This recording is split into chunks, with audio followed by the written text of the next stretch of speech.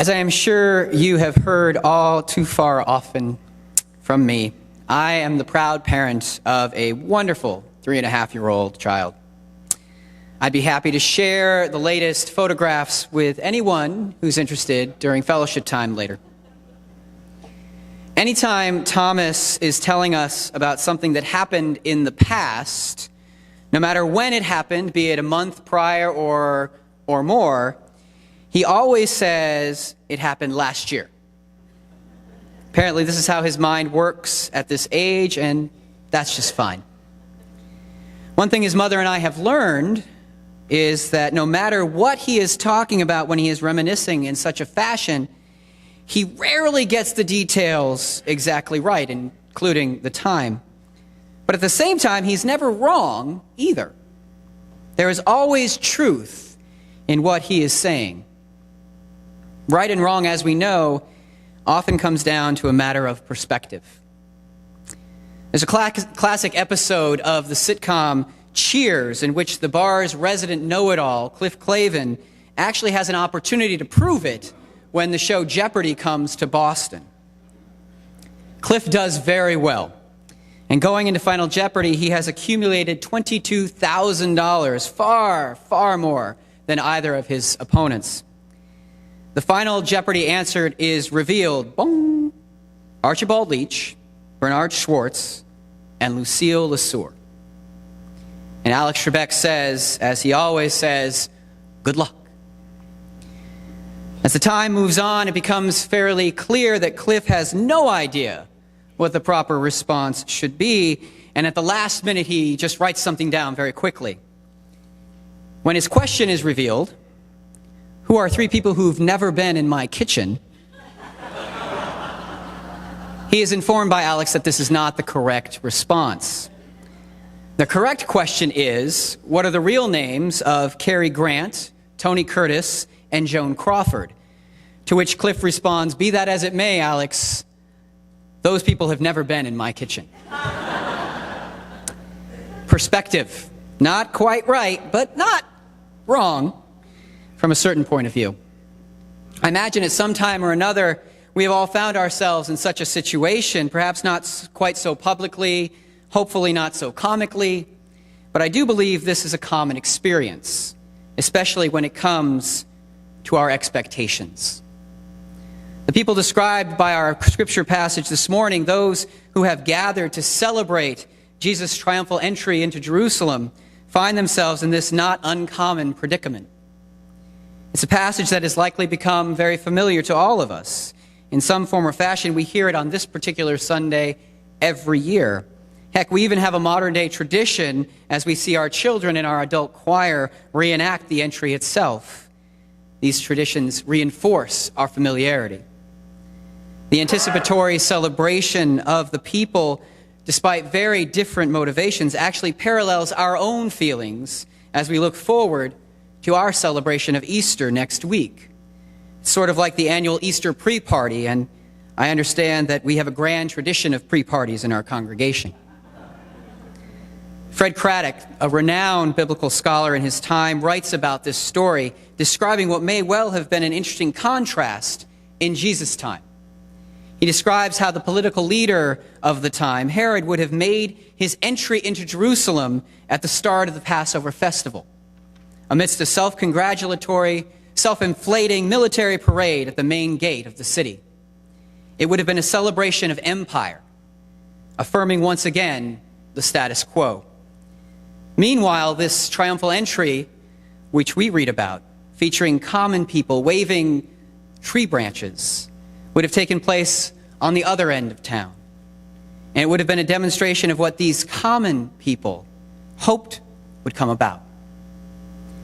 What we know is that the people celebrating Jesus' arrival were celebrating what they believed would be a complete change in the status quo.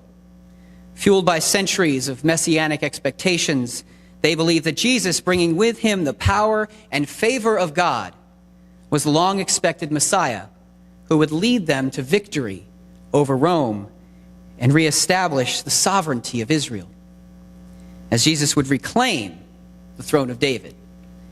You hear these hopes and expectations embedded in the words they shout. Blessed is the one who comes in the name of the Lord. Blessed is the coming kingdom of our ancestor David. What we know, given our 21st century vantage point, is that while they were not quite right in their expectations, they were also not wrong to be celebrating Jesus' arrival. For while what they were hoping for would come to pass, what they were hoping for would not come to pass as they hoped, something very special was in store. It comes down to, in a very real way, a matter of perspective. The people of Jesus' time shared a common perspective informed by their faith and the stories of that faith tradition. That perspective, in turn, fueled their desires, and they believed that those desires were to be fulfilled. I wonder how often this happens in our lives. How often do we as individuals or as groups have such a clear picture in our minds of what we need or what we want, what we desire, even what we might be hoping for in our relationship with God, and that the outcome is somehow different? This is, to some extent, what we experience in our prayers shared with God, both spoken and unspoken. There is a fine line that separates those things that we need and those things that we want in the midst of our prayers. In both cases, our desires are shaped in part by our perspective, by the place we occupy in the world. And that, my friends, does not make our needs or desires any more or less real or valid. We also know from experience, I imagine, that those prayers are not always fulfilled. From the simple prayers for a desired outcome in a sporting event, because, let's be honest, people pray for that. I've been following the story of a 98-year-old nun, Sister Jean, who is the chaplain for the Loyola of Chicago basketball team. And this woman of deep faith acknowledged in one of the interviews I saw that she prays for her team to win. I'm not going to condemn a 98-year-old nun for that. By the way, Loyola is in the midst of an impressive run that is now taking them to the Final Four. An answer to Sister Jean's prayers, I imagine. But from those more simple, less life-dependent prayers to far more substantial prayers for peace or for renewed health or for real change in the status quo, we know that what we want is not always what we receive. I believe it was the great theologians Jagger and Richards who wrote these words. You can't always get what you want, but if you try, sometimes you might just find you get what you need. One way we might understand the last sentiment, if you try sometimes you might find you get what you need, is to understand that as we try, that trying involves keeping an open mind and an open heart. For while the outcomes we experience may not be what we expect or even want, there are times, and let us recall that Mick and Keith used the words sometimes, but there are times when there is something quite remarkable, something quite beautiful that comes about in an unexpected result. Depending on how invested we are in our desired outcome, it's not always easy to accept something different. This was most definitely the case in Jesus' time, as we all know the story very well. For following the triumphal entry into Jerusalem, fueled by such high hopes and deeply held desires, it will only be a matter of days before these individuals who so joyously celebrated Jesus' arrival will turn their backs on him. And one of his closest friends will betray him. For as human beings, when our desires go unmet, we can at times lose faith. We can do things that, in retrospect, seem unthinkable. In fact, what the story tells us is that it will take an unimaginable act of God to overcome this sense of lost hope and betrayal. And what we know is that this extraordinary act of God so reinvigorated the people's faith that it fueled the faith of people for generations to come, even still today. In the Jewish faith, perhaps the most important story from the Scriptures is the story of the Exodus. It occupies such a prominent place in the tradition because It's a demonstration of what God has done, hearing the cries of God's people and delivering them out of bondage to the promised land. This story embodies the character of God and the promise that since God has done this in the past, God will do so again. For the character of God does not change. In Christianity, the story that occupies this most prominent place is the story of Holy Week and Easter. For it is the story that not only embodies the selfless sacrifice, but also the overwhelming power of God to act even in the most dire of circumstances.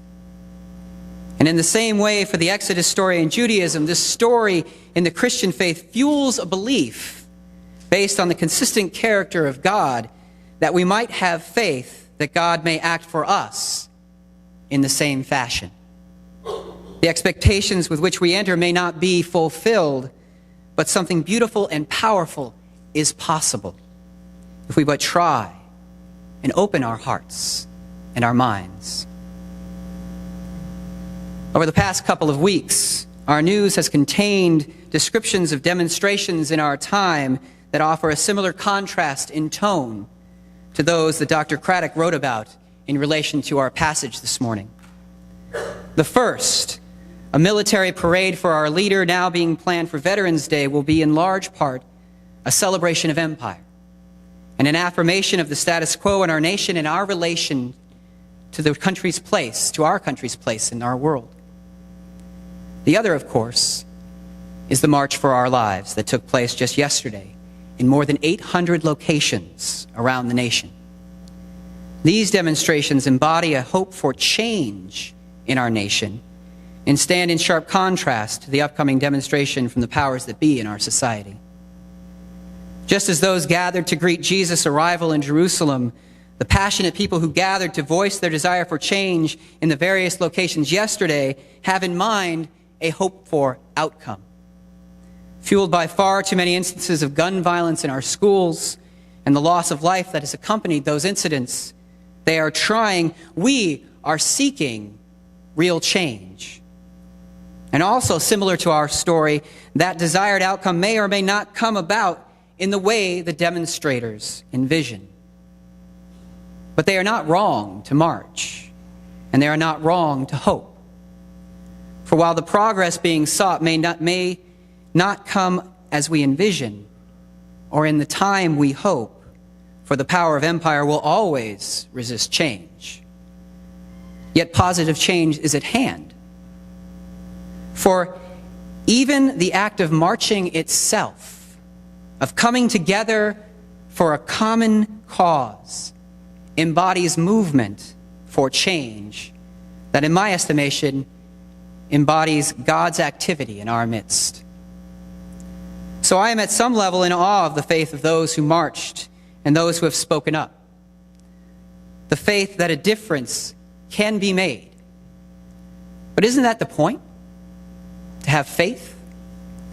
As Christians, to have faith, to try and to see God at work, even when what we want is not what we receive exactly. And we know it's not easy, for we will almost always have our expectations raised. In our own way, we will celebrate what we believe is going to happen, what we want to happen, before it actually happens. That's just human. But faith is not believing that our desired outcome will come to pass in the way we envision. Instead, real faith can cause us to reconsider our perspective. For faith, my friends, is being open to seeing God at work, even when the outcome is not what we'd hoped for, and to keep trying.